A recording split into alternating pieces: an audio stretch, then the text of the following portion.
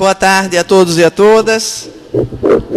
É um prazer imenso a gente poder estar de volta aqui a Paraíba, desde já deixando um abraço fraterno de todos aqueles que fazem o Grupo Espírita Esperança de Camaragibe, Pernambuco, a nossa casa base, onde a gente desenvolve o nosso trabalho, aprendido e tem estado.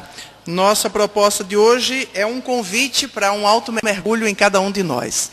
E antes da gente iniciar, eu queria começar nosso trabalho de hoje com um pequeno vídeo, uma pequena oração, só para a gente poder entrar um pouquinho no clima aqui do nosso trabalho.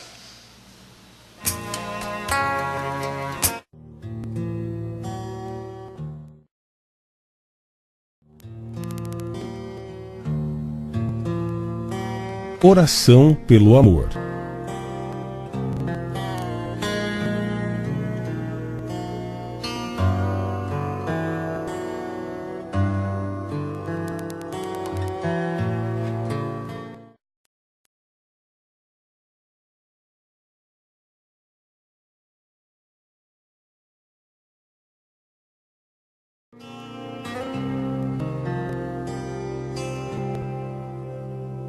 Senhor, estamos exaustos pelos descaminhos por que optamos. Escolhemos o desamor e tombamos na decepção e na revolta. Assegura-nos rumos novos. Ante o convite da ilusão, fortifica-nos para fugirmos dos atalhos e aderirmos à verdade. Falta-nos força e coragem para amar como deveríamos. Por isso, te rogamos que supra nossas inibições. Encoraja-nos a zelar com carinho por aqueles que deliberadamente não nos querem bem. Amplia-nos o discernimento no uso do equilíbrio, com quantos fortalecem com amor tua participação em nossos passos. Jesus, ensina-nos o amor para que vivamos no coração os sublimes sentimentos que há muito longe na palavra e esquecemos ou não sabemos como aplicar. Permita-nos aprender a gostar da vida e amar a nós mesmos, enaltecendo o mundo com a cooperação na obra excelsa do Pai e celebrando a dádiva da vida em nossos caminhos de cada dia. Pela súplica sincera que brota de nossa alma nesta hora, de nós receba hoje e sempre a gratidão de tanto por receber mais que merecemos do teu inesgotável amor. Obrigado, Senhor.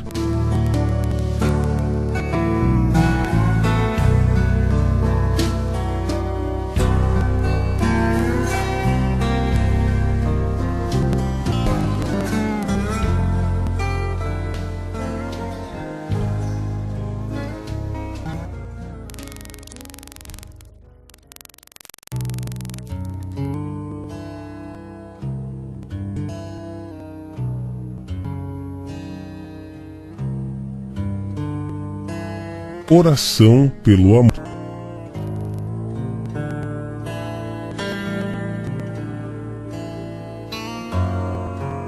O convite hoje é um convite para a gente refletir um pouquinho.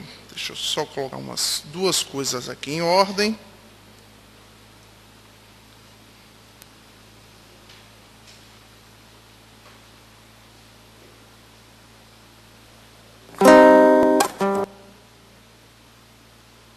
Deixar isso aqui pronto. Esse aí foi eu que botei. Deixa lá em cima da mesa que eu pego já. Obrigada. Queria aproveitar e dar uma boa tarde a todos que estão acompanhando pela Rede Amigo Espírita. O pessoal está aí pela internet. Boa tarde. Obrigado a vocês por estarem aqui com a gente. Bom, nosso trabalho hoje tem como sugestão de tema Escutando os Sentimentos. E nessa vai ter duas etapas de trabalho. Nós vamos fazer um intervalo entre as duas para esticar as pernas, beber uma aguinha, que é uma coisa boa, né, de vez em quando. E nessa primeira etapa a gente vai tentar entender um pouquinho por que é que a espiritualidade hoje ela está tão preocupada em nos fazer despertar para essa necessidade de uma autopercepção de nós mesmos. A gente já sabe que a doutrina espírita fala coisa chamada reforma íntima. Isso não é novidade para absolutamente ninguém. Mas será que a gente tem entendido de fato o que é fazer reforma íntima? Será que a gente tem entendido de fato qual é o objetivo disso? Para que isso? Por que isso? E por que nesse período que os nossos irmãos já nos avisam, que é o período de transição planetária, por que nesse momento isso está se tornando tão importante, tão fundamental para as nossas existências, para que nós possamos passar este período agora de transição da melhor maneira possível e para que a gente possa também ter condições de encarar os desafios que estão para chegar no nosso planeta pelo momento que nós estamos passando. Nós não estamos trazendo nenhuma novidade, nós não estamos fazendo terrorismo. Isso está lá em Gênesis, capítulo 18, trazido por Allan Kardec em 1866. Os tempos são chegados. Ali, os espíritos já passaram para Allan Kardec, já anunciaram esse período de transição planetária. Não tem novidade nenhuma. Se hoje tem um monte de espírita que olha assim, é porque nunca leu a Gênesis. Mas está lá para quem quiser ler desde 1866. Então, transição planetária não é novidade, nem Divaldo Franco está ficando azuretado das ideias dele, não. Ele está cada vez mais lúcido, inclusive. Então, nessa nossa primeira parte, nós vamos relembrar inicialmente o conceito do Evangelho segundo o Espiritismo nos traz do que é o verdadeiro espírita. Está lá, reconhece o verdadeiro espírita pela sua transformação moral e pelos esforços que ele empreende para domar as suas más imperfeições. Então, veja, não tem aqui em nada nesse conceito que o verdadeiro espírita é aquele que adota determinado comportamento, determinada regra, determinado modo de vestir, determinado modo de falar, nem determinado modo de se comportar. Mas é aquele que se esforça, é aquele que está continuamente fazendo um esforço para ser melhor. Nessa dificuldade, na sua realidade de vida, no meio onde ele vive. Alguém que cotidianamente está cuidando de si, está buscando ser hoje um pouco melhor do que ele o foi ontem. No Evangelho ainda, vamos lá, ainda no capítulo 17, nós vamos encontrar o verdadeiro homem bem é aquele que pratica a lei de justiça, do amor e da caridade na sua maior pureza. Se ele interroga a sua própria consciência sobre os seus próprios atos, ele se pergunta se não violou essa lei, se não fez o mal, se fez todo o bem que podia, se deixou escapar por vontade própria alguma ocasião de ser útil, se ninguém tem do que se queixar dele, enfim, se ele fez aos outros tudo o que queria que os outros fizessem por ele. Óbvio que esse capítulo Ser de Perfeitos ele é bem maior, eu tirei apenas esse trecho. Então, mais algumas considerações acerca do que é o homem de bem. No livro dos médiuns, que muita gente acha que é apenas um livro sobre mediunidade, Allan Kardec, no O que é o Espiritismo, ele deixa bem claro o que é o livro dos médiuns. O livro dos médiuns é um manual prático de Espiritismo. Está lá no livro, inclusive no início, o manual prático do Espiritismo. Tanto que Allan Kardec teve uma maior preocupação para não fazer com que se transformasse em dicionário De como fazer mediunidade. Não era isso que ele queria. Mas isso é um manual prático do que é Espiritismo. É o livro dos médiuns, que é alicerçado pelo Evangelho, que vem alicerçado por todos os outros. Então lá, no livro dos médiuns, nós vamos encontrar, lá atrás, na questão 350, no capítulo que fala das reuniões e sociedades espíritas, a seguinte colocação.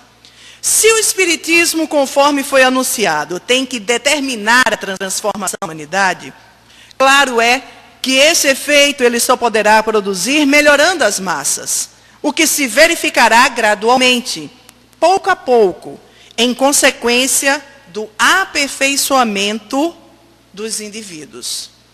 Veja que ele coloca a transformação da humanidade diretamente relacionada com aperfeiçoamento dos indivíduos. O que importa crer na existência dos espíritos se essa crença não faz que aquele que a tem se torne melhor, mais benigno e indulgente para com os seus semelhantes, mais humilde e paciente na adversidade? De que serve ao avarento ser espírita, se continua avarento? Ao orgulhoso, se conserva cheio de si? Ao invejoso, se permanece dominado pela inveja? Assim, poderiam todos os homens acreditar nas manifestações dos espíritos e a humanidade ficar estacionária. O que adiantaria eu crer na existência dos espíritos e continuar do jeito que eu sou? Não faria nenhuma diferença. Eu crer ou deixar de crer, eu ser espírita ou deixar de ser espírita. Não vai fazer a mínima diferença, nem para você, nem para a humanidade. Não é esse o objetivo. Quando Kardec se defrontou com uma manifestação que extrapolava o mundo físico, quando ele começou a pesquisar essa intercomunicação, aqueles que falavam, e que ele viu que a vida ultrapassava a tampa do túmulo, Kardec viu, acima de tudo, no Espiritismo, na doutrina espírita, uma ferramenta de evolução do espírito, dos homens, da sociedade, do mundo. Por quê? Porque através dessa nova realidade, através dessa outra forma de entender a vida, ou seja, eu não sou mais um componente de carne e osso que quando acaba, tudo acaba. Não. Eu sou algo mais. Eu sou algo mais além. Quando esta carne vai para o túmulo, eu em plenitude, o meu ser em plenitude, aí é que ele existe. Aí é que ele se exterioriza. Aí é que ele se planifica. Porque ele volta à sua real identidade, que é a vida de espírito. Então, Allan Kardec viu nisso uma mudança fundamental nas leis que regem a sociedade, sejam elas sociais ou morais. É por isso que a doutrina espírita ela é alicerçada em três eixos: filosofia, ciência e moral. Religião não, porque a religião ela se transformou no Brasil. Mas lá no próprio livro do que é o Espiritismo, Kardec diz bem claramente, a doutrina espírita não é religião. Ela é uma doutrina científico-filosófica alicerçada na moral cristã. O Espiritismo teve que se transformar em religião no Brasil por uma necessidade institucional de sobrevivência. Então, nós transformamos, oficializamos ela aqui no Brasil como uma religião. Em qualquer outra parte do mundo, ela não é. Ela é uma filosofia. E é uma filosofia que mexe com as bases da sociedade. Ela mexe com as estruturas sociais. E ela tem que mexer também com as nossas estruturas pessoais. Porque eu passo a entender que eu sou um espírito imortal, que as minhas atitudes ou ausência delas tem uma repercussão direta na minha própria existência. Não é Deus que determina a minha vida, não é o meu marido, não é a minha esposa, não é a minha vida difícil. Quem determina a minha alegria ou a minha felicidade sou eu mesma. Quem determina se eu tenho uma vida alegre ou feliz sou eu. Não são as contingências que me envolvem, porque elas apenas fazem parte das escolhas que eu mesma fiz, seja nessa ou em outra existência. Tudo o que acontece na minha vida hoje é o resultado das escolhas que eu fiz e que continuo fazendo. E é por isso hoje a preocupação da espiritualidade com esse continuar fazendo. Porque nós ainda não conseguimos, apesar de, às vezes, termos 10, 15, 20 anos, 30 anos de espiritismo, nós ainda não entendemos a importância desse conhecimento como um grande bisturi dentro de nós, para promover as mudanças que são necessárias ao nosso espírito, para que ele pare de sofrer, para que ele pare de adoecer, para que ele pare de se equivocar. Nós, na grande maioria das vezes, ainda estamos agindo como os velhos religiosos, que temos a palavra de Deus na boca, mas não a sentimos no coração. Falamos muito bonito, mas sentimos e fazemos muito pouco. Essa palavra, ela tem feito pouca diferença na forma como eu continuo me relacionando comigo, primeiramente, enquanto pessoa, enquanto ser, mas também com as pessoas que me cercam. E vejam o que diz Kardec para fechar esse capítulo. Tais, porém, não são os desígnios de Deus. Não é isso que Deus quer para o Espiritismo. Que as pessoas simplesmente entrem nele para continuar sendo o que são, fazendo as mesmas coisas que fazem. A bandeira que desfraldamos bem alta é a do Espiritismo cristão e humanitário. Convidamos, pois, todas as sociedades espíritas a colaborar nessa grande obra. Eu convido vocês depois a ler o texto na íntegra. Está lá na questão 350 do Livro dos Médiuns. E por que tudo isso, gente? Porque nós estamos no chamado momento da transição planetária. Esse momento está lá na Gênesis, como nós falamos, capítulo 18, sinais dos tempos. Que tempos são esses? Que sinais são esses desse tal de tempo de transição, planeta de regeneração? Que danado é isso que está acontecendo? A humanidade tem realizado até o presente incontestáveis progressos. Os homens, com a sua inteligência, chegaram a resultados que jamais haviam alcançado sob o ponto de vista das ciências, das artes e do bem-estar material. É verdade. Veja quantas facilidades as senhoras donas de casas possuem hoje, né? Não é? Hoje a gente tem máquina de lavar prato, máquina de batedeira, a gente tem máquina de fazer pão, a gente tem aspirador de pó, a gente tem enceradeira. Aliás, nem precisa mais de enceradeira, porque não tem mais piso para passar a enceradeira, né? Agora a gente compra as cerâmicas, basta apenas passar um paninho molhado e a cerâmica está brilhosa, bonita, maravilhosa, para receber as visitas em casa. A gente tem mais o quê? Tem mais facilidade. Tem ar-condicionado, o que mais? Máquina de lavar, micro-ondas, salvador das mulheres, deixa lá o prato feito do marido, que ele chega, vai lá e estou cansada, meu filho, vai lá e esquenta sua comidinha. Que mais que a gente tem? Panela de pressão, não é não?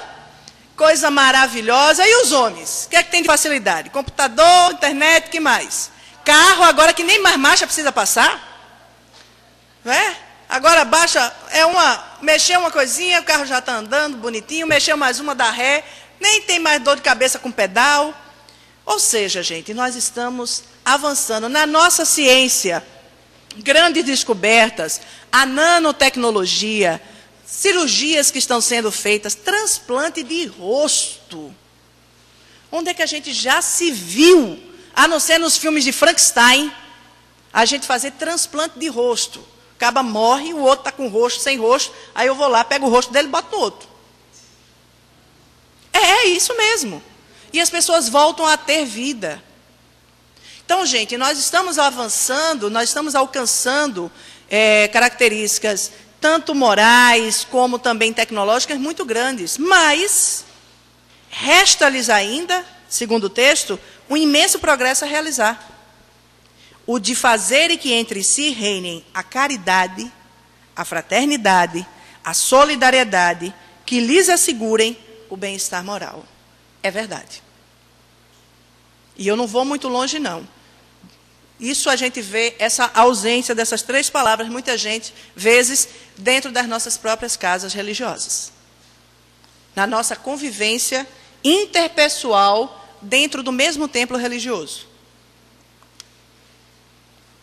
Então, para a gente ver que a gente ainda precisa dar um passo a mais. Como diz uma grande amiga nossa, Dona Maria Modesto Cravo, a gente precisa andar a próxima milha ainda para essa evolução.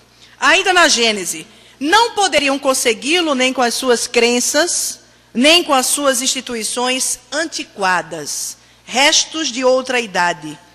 boas para certa época, suficientes para um estado transitório, mas que, havendo tudo dado o que comportavam, seriam hoje um entrave.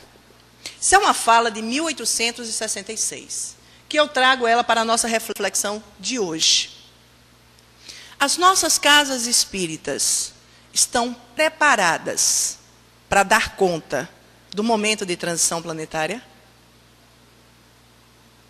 Será que nós estamos nos preparando para os desafios pessoais, morais, mas também materiais que se avizinham? Seja para nós trabalhadores, seja para as centenas de pessoas que vão bater nas casas espíritas em busca de ajuda, querendo uma palavra de esperança, uma explicação para o que está acontecendo, com doenças que nós não entendemos e que os médicos não encontram o porquê daquelas doenças. Será que nós, espíritas, estamos nos preparando para esse novo tempo? Essa é a reflexão que eu deixo para cada um de nós. Kardec diz ainda, já não é somente de desenvolver a inteligência, o de que os homens necessitam, mas de elevar o sentimento. E para isso, faz-se preciso destruir tudo que superexcite neles o egoísmo e o orgulho. Vejam, os grifos são nossos. Não desenvolver a inteligência. Nós temos, graças a Deus, a doutrina espírita hoje ela tem um manancial inesgotável de fontes de estudo. E mesmo assim ainda tem muita gente que não quer estudar. Ainda acha que espiritismo é apenas mais uma religião para eu vir assim a minha palestra, tomar meu passe e me ir embora para casa. Não é essa a proposta. Como uma doutrina educadora, como uma doutrina que visa a educação do espírito, ela tem entre os seus preceitos um ponto lá. Orai, amai-vos e instruí-vos. 3 palavrinhas básicas. Amai-vos, espíritas, amai-vos e instruí-vos. Então, nós não podemos apenas ficar achando também que só ler, estudar, está sendo suficiente para garantir aquilo que nós chamamos de evolução moral. Porque informação aqui dentro é conhecimento. Mas se isso aqui não conecta e desce para o coração, basta apenas informação. É uma informação adquirida, é uma bagagem sua, ótimo, lindo, maravilhoso. Mas se não é colocada em prática, ela não se torna sabedoria. Ela não se torna ação. E o Espiritismo nos convida à ação. Diz ainda a Gênese, é um desses períodos de transformação, ou se preferirem, de crescimento moral, que ora chega a humanidade. Somente o progresso moral pode assegurar aos homens a felicidade na terra, refreando as paixões más. Somente esse progresso pode fazer que entre os homens reinem a concórdia, a paz e a fraternidade. Os tempos são chegados, diz a Gênese. São chegados os tempos, dizem-nos de todas as partes, marcados por Deus, em que grandes acontecimentos se vão dar para a regeneração da humanidade. E aí, meus amigos, nesse trabalho de regeneração, tem um bonde que vai andar, tem um bonde que está andando, e esse bonde é a nossa vida. Esse bonde é o tempo que está passando. E segundo os Espíritos, nós estamos no meio dele.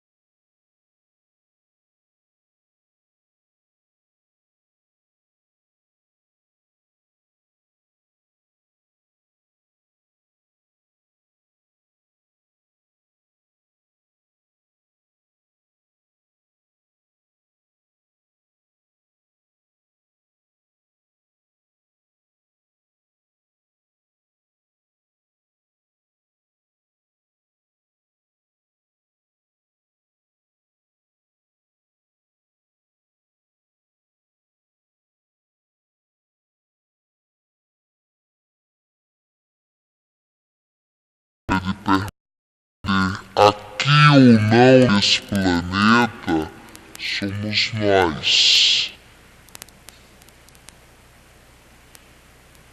E não basta dizer eu quero ficar.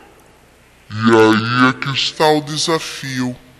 Porque nessa era de luz que se avizinha, nesse planeta de regeneração que se aproxima, o que vai contar para que nós possamos manter-nos aqui são as nossas intenções.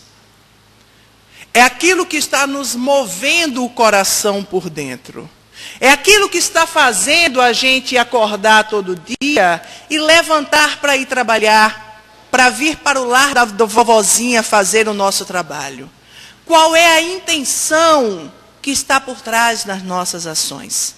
Quais são os esforços sinceros que nós estamos fazendo para aprender a bem conviver conosco, com o próximo e com o mundo que nos rodeia?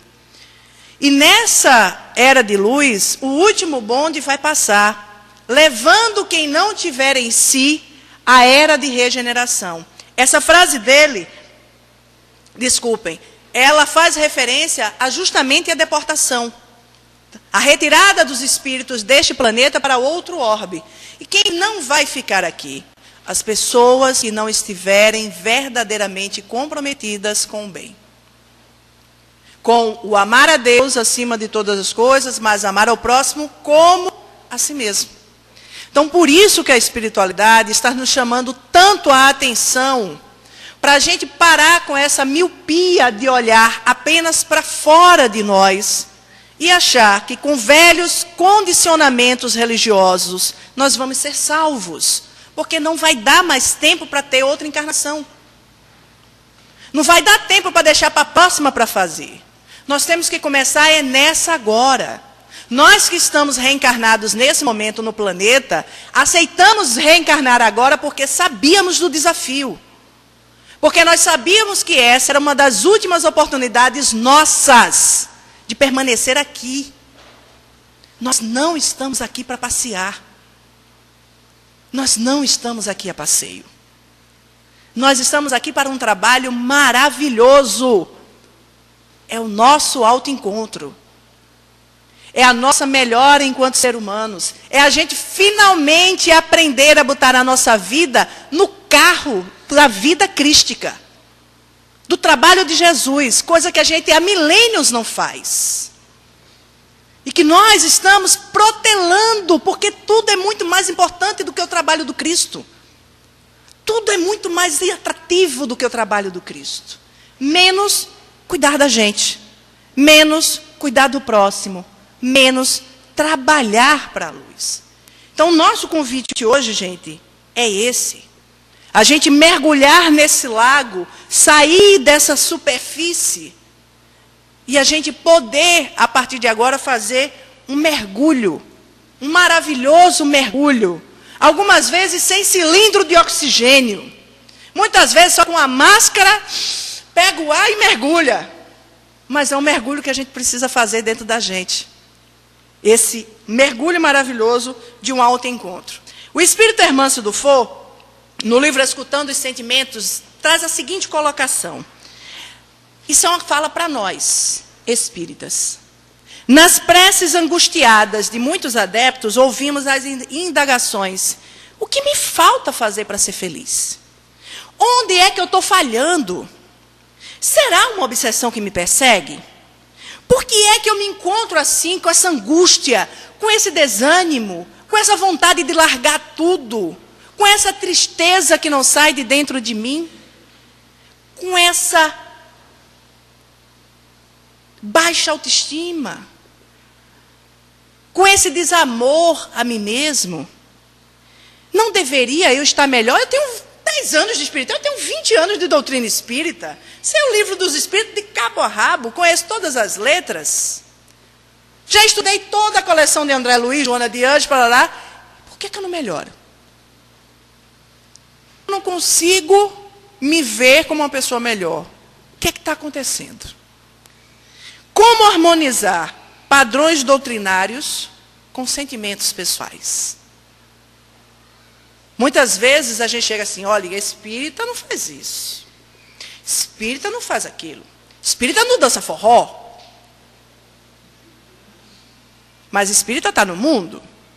E eu ainda não conheci melhor terapia para quem está com depressão do que um bom forró. Quem viu aí o último Globo Repórter, há 1 semana ou 2 semanas atrás, estava lá que dançar faz bem para o corpo, produz serotonina, faz bem para a saúde, e que o digam os idosos, a turma da boa e da melhor idade, que quando se unem a outros grupos e começam a participar de reuniões, a fazer ginástica, a dançar, acaba a diabetes, melhora a hipertensão, acaba a depressão, muda a qualidade de vida. Então, como é que a gente vai equilibrar essas coisas? E aí as questões, gente, nossa, vem se multiplicando ao infinito. Eu não sei se vocês já passaram por essa situação, mas eu já passei. Eu já passei. Mais ou menos uns 15 anos atrás, eu me vi exatamente nessas indagações. Por que é que eu não me sinto bem? Por que é que eu estou com esse sentimento? E há 15 anos não, mais recentemente também. Na grande batalha da vida, cascalhos e pepitas costumam rolar juntos. Vocês sabem o que é pepita, né, gente? O que é a pepita? Ah, o ouro, né? Ainda sem estar trabalhado. É, aquela pepita do ouro, amarelinha, bonitinha. Quando a gente acha ela, ela está junto do cascalho. É tudo embaralhado, é tudo um negócio só. Então, eles rolam juntos. Quando o cara pega lá a peneira que vai sacudir, está tudo junto. Ao garimpeiro, cabe a primazia de saber diferenciá-la, a fim de dar a cada um o seu próprio destino. Assim também são os nossos sentimentos. Dentro de nós, nós caminhamos juntos com os nossos sentimentos bons, fraternos, altruístas, mas também anda tudo assim, ó, em paz, Com os nossos sentimentos ainda dolorosos, sombrios, negativos, raivosos. Cabe a nós, enquanto garimpeiro, a gente começar a separar, identificar o joio do trigo. Pegar a peneirinha e começar a balançar com eles. Necessitamos de coragem e amadurecimento perispiritual para identificá-los, adquirindo condições de retirá-los da penumbra do psiquismo e utilizá-los como um fator transformador da nossa existência. Por quê? Porque nós fomos educados a negar os nossos sentimentos negativos. Nós fomos educados e continuamos educando as nossas crianças. Quando ela pega aquele negócio, aquele brinquedinho que não quer dar, que coisa feia, deixa de ser egoísta. Isso é feio.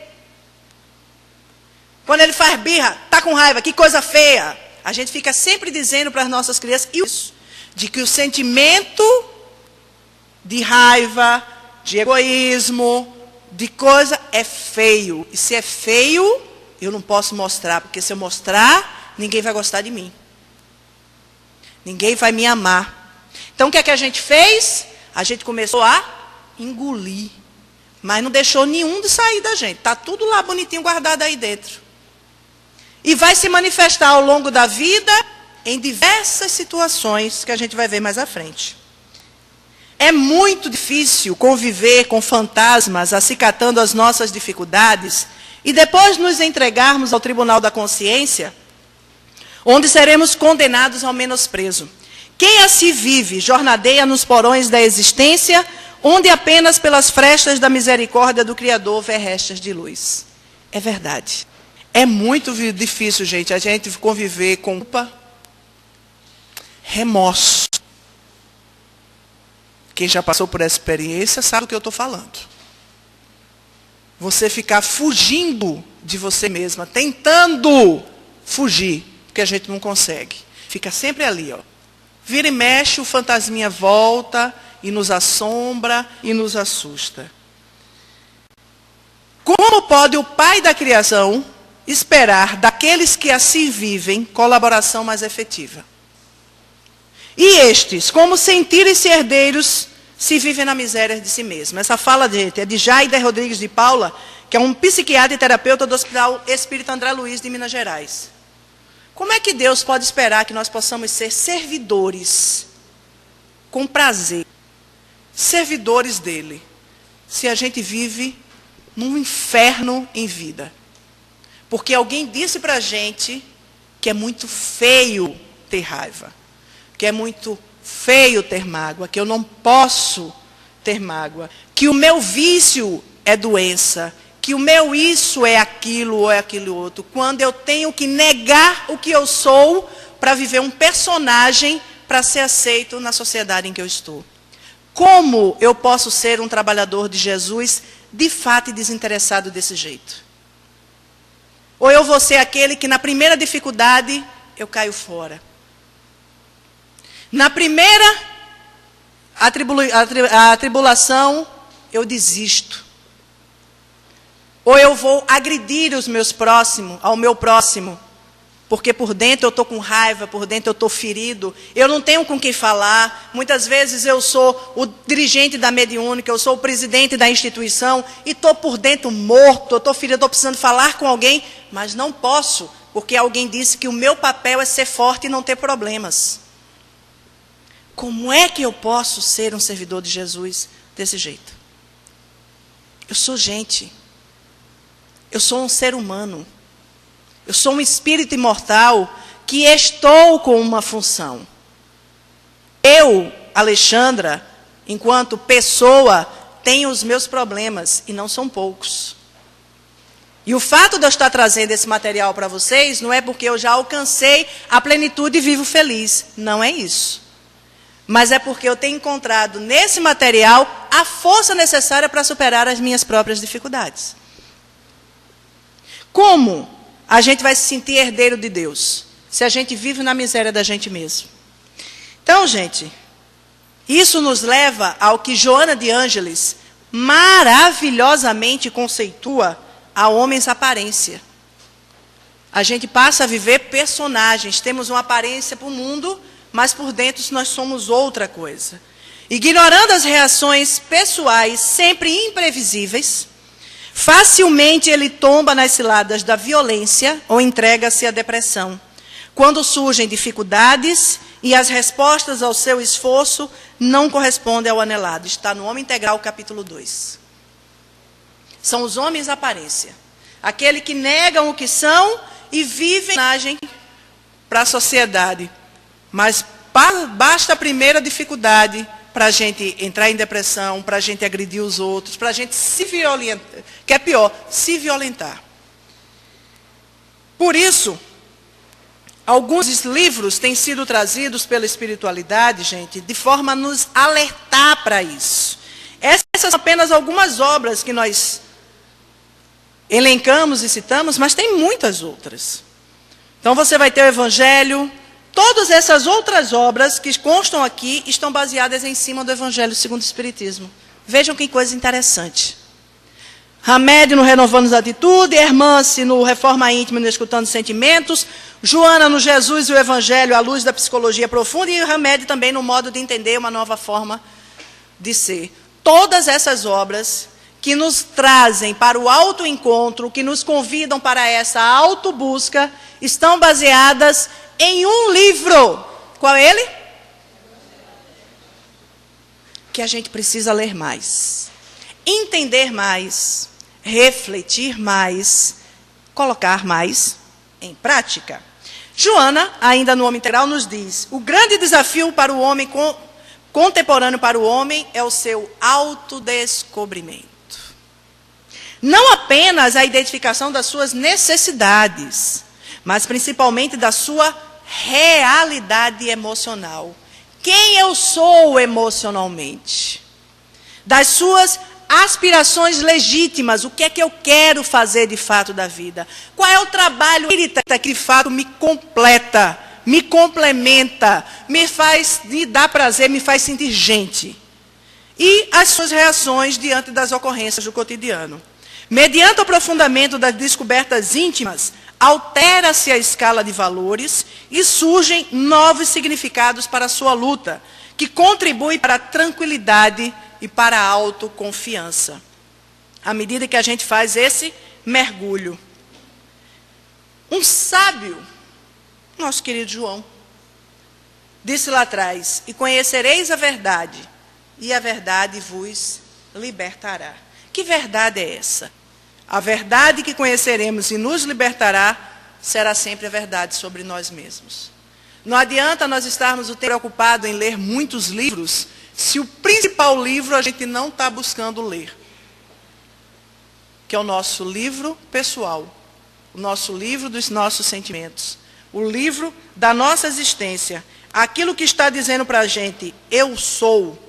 Por isso, meus queridos amigos, as respostas, elas estão cada dia mais dentro de nós.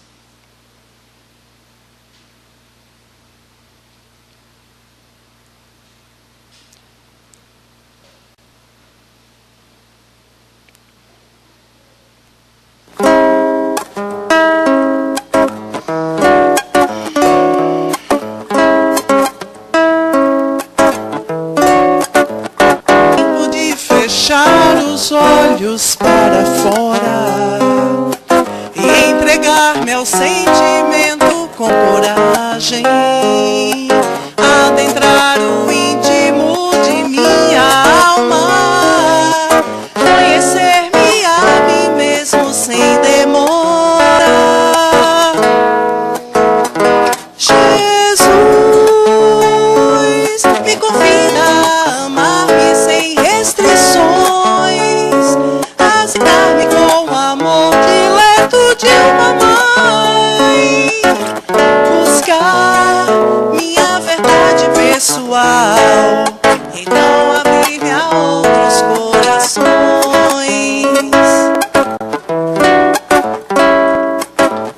De que me adianta fugir de tendências, desejos de mim, pois sou o que estou no momento, sem culpa não preciso fingir. O outro espera ao meu lado a caridade, o semear de um afeto por inteiro. Sozinha eu já sei que não consigo aprender e realizar a alteridade. Jesus me convida a amar-me sem restrições, a deitar-me com o amor dileto de uma mãe, buscar minha verdade pessoal, então abrir-me a outros corações. De que me adianta fugir de tendências, desejos de mim, pois sou o que estou no momento, sem culpa não preciso fingir. Pra dentro de mim, olhar pra dentro de mim, a verdade dentro de mim, dentro de mim, dentro de mim.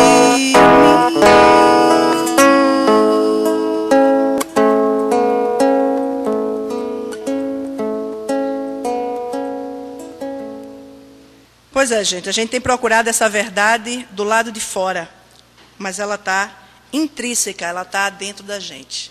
O que a gente está buscando para a nossa vida não está fora da gente. O que nós estamos buscando para sermos finalmente felizes não está em nada externo. Tudo está dentro da gente. Essa semente divina que somos nós, esse ser imortal que nós somos, todas as respostas para as nossas perguntas estão em um único livro, no meu livro interno, naquilo que eu sou, naquilo que eu construí. Então, gente, nós vamos dar uma paradinha para a gente dar uma esticada de perna, tomar uma água. Daqui a pouquinho a gente volta com a nossa segunda parte. 15 minutinhos, ok?